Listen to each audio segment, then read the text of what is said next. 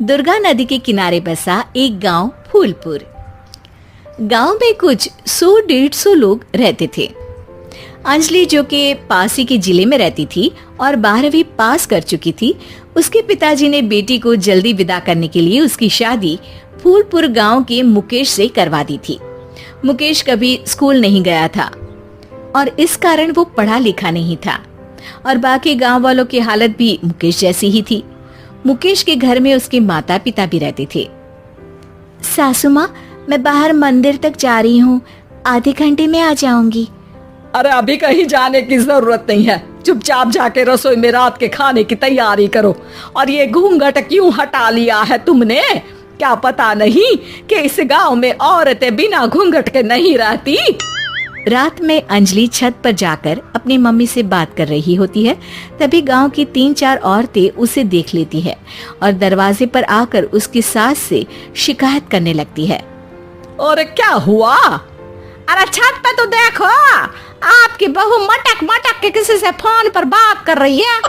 दिन भर फोन पे लगी रहती है। अरे कल तो मंदिर के पास वो क्या कहते हैं, सेल्फी ले रही थी। शहर की बहू रखना अच्छा शान की बात है, पर देखना इसके लक्षण से ये तो तुम्हारे परिवार को बदनाम ना कर दे।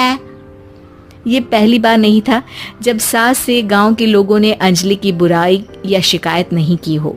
अब तो ये रोज की बात थी। अंजलि ये सब सुन लेती है। जब वो नीचे जाती है तो मुकेश भी वहां आ जाता है।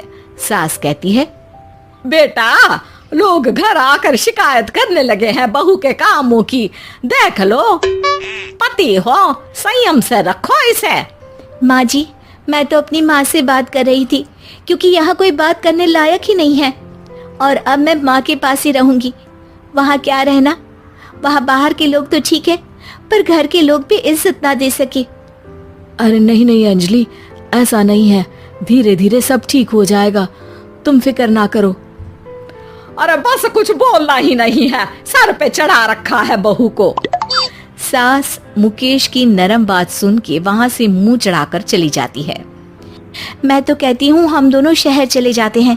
मैं पढ़ी लिखी हूँ, मुझे वहाँ नौकरी भी मिल जाएगी और थोड़े दिनों में आप भी वहाँ कुछ काम ढूंढ लेना। अरे नहीं नहीं अंजलि, हम यहाँ ना गांव का खेत, माँ पिताजी को छोड़कर शहर नहीं जा सकते। माँ पिताजी को कैसा लगेगा और गांव वाले क्या सोचेंगे? ये कहकर मुकेश सोने चला जाता है और अंजलि की गांव वालों द्वारा बुराई का सिलसिला बहुत दिनों तक चलता ही रहता है। लेकिन अंजलि गुस्सा ना दिखाते हुए समझदारी से काम लेती है। बारिश का मौसम चालू हो जाता है। जोरदार बारिश से पूरे गांव में हाहाकार मच जाता है। दुर्गा नदी में बाढ़ आ जाती है और बाढ़ का पानी पूरे गांव की फसल तबाह कर देता है। फसल की ये हालत देखकर गांव वाले निराश हो जाते हैं और बात तो यहाँ तक पहुँच जाती है कि कुछ लोग तो अंजलि को इस सब का दोषी ठहरा देते हैं। अरे पूरी फसल तबाह हो गई, पता नहीं किसकी नजर लग गई है। अरे जब से चौधरी परिवार में ये शहर की बहू आई है ना, तब से ही गांव की शांति चली गई है। इसके कर्म कांड से माँ दुर्गा नदी भी खुश नहीं है। ये सब सुनकर बेचारी अंजलि रोते हुए अपने घर चली जाती है।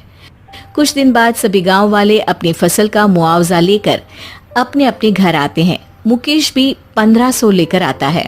अंजलि को जब पासबुक दिखाता है तो अंजलि हैरान हो जाती है।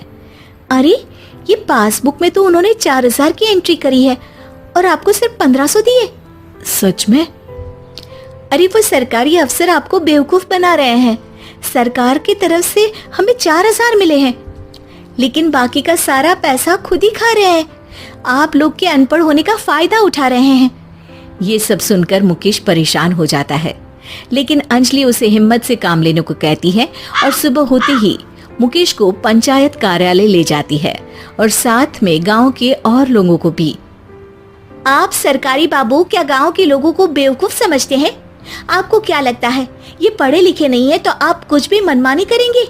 ये बेचारे दिन रात इतनी मेहनत करते हैं, ये हमारे अन्नदाता हैं और आप इनके साथ ऐसा धोखा करते हैं। अरे क्या बके जा रही है ये लड़की, किस धोखे की बात कर रही है? अपने कांड करके नदी माँ को नाराज करके हमारा नुकसान करके इसे चैन नहीं मिला क्या? सरपंच जी, इन सरकारी बाबू ने मुझे बेवकूफ बनाया है और मेरे हिस्से के पैसे खुद चट कर गए। बस ये सुनते ही सरपंच वहां से दुम दबाकर भाग जाता है। पता चलता है कि जनपद अधिकारियों ने गांव के सरपंच के साथ मिलकर सबके साथ धोखा किया है। सब लोगों का विरोध शुरू हो जाता है और आखिर में अधिकारी सब गांव वालों के हिस्सों के बचे हुए पैसे उन्हें लौटा देते हैं और कई दिन तक सरपंच गांव में लौटता ही नहीं। अंजलि, तुम नहीं होती तो हम गांव वालों को तो पता ही नहीं चलता कि ये हमें हर बार बेवकूफ बनाते हैं। हाँ हाँ अंजलि बेटी, हमें माफ कर दो। हम सब तुम्हें बुरा भला कहते रहे, लेकिन तुमने ही आज हमें बेवकूफ बनाने से बचाया है। हमें तुम पर गर्व है बेटी। अब समझ आया कि सरपंच तुमसे नहीं, तुम्हारे पढ़े लिखे होने से नफरत करता था। क्यों ना इस बार हम अंजलि को ही सरपंच पद के लिए चुन ले? क्या कहते हो गांव वालों? पढ़ी लिखी सरपंच। बस पूरा गांव अंजलि के लिए ताली बजाता है और अंजलि की सास उसे खुशी से गले लगा लेती है।